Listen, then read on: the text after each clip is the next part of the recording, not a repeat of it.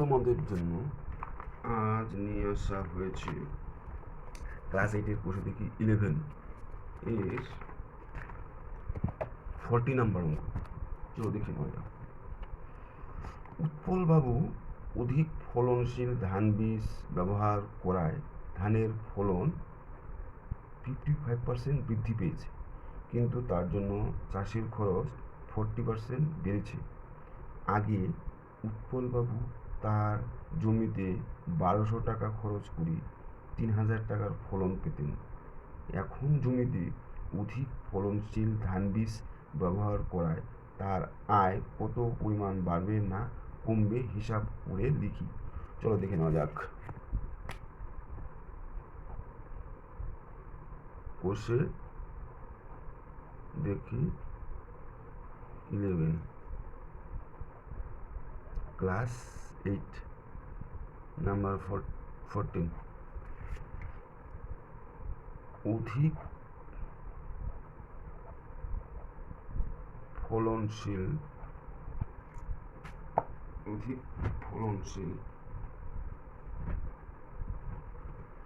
ধান বীজ ব্যবহার করায় 100 টাকা আগে হলে এখন 140 টাকা। সুতরাং 1 টাকা আগে হলে এখন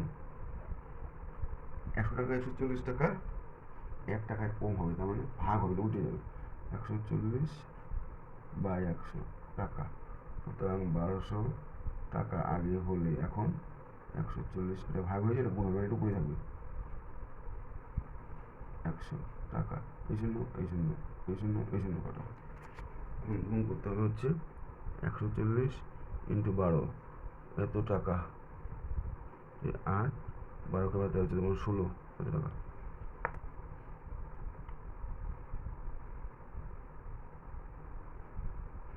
অধিক ফলনশীল ধান বীজ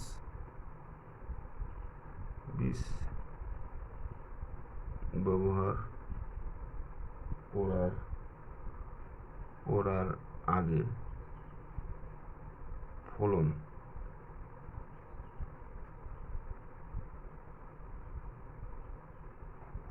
100 টাকা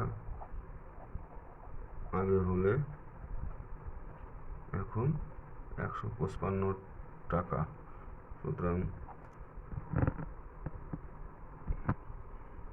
1 টাকা আগে হলে এখন 100 টাকায় 155 টাকা, 1 টাকায় কম হবে, মানে ভাগ, এটা উল্টে যাবে, 155 নিচে হচ্ছে 100। সুতরাং 3000 টাকা আগে হলে এখন 155 × 3000 নিচে 100, এই শূন্য এই শূন্য এই শূন্য এই শূন্য, গুণগুলো দেখি 155 এ 30 দিয়ে গুণ, 0 0 0 এবার কটা 15 15 6 3 3 4 564 টাকা।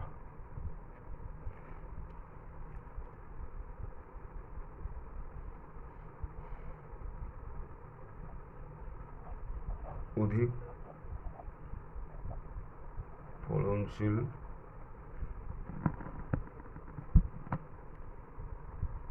বীজ ব্যবহারের আগে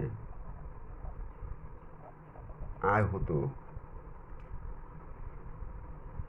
3000 - 1200 টাকা সমান সমান 1800 টাকা। সুতরাং এখন আয় হয় 4650 - 1680 টাকা। 4650 1680 শূন্য 1800 কত 15 7 হলে 7 8 9 10 11 12 13 9 2900 এত টাকা। সুতরাং তার আয় বাড়বে কত 2970 বিয়োগ হচ্ছে 1800 টাকা।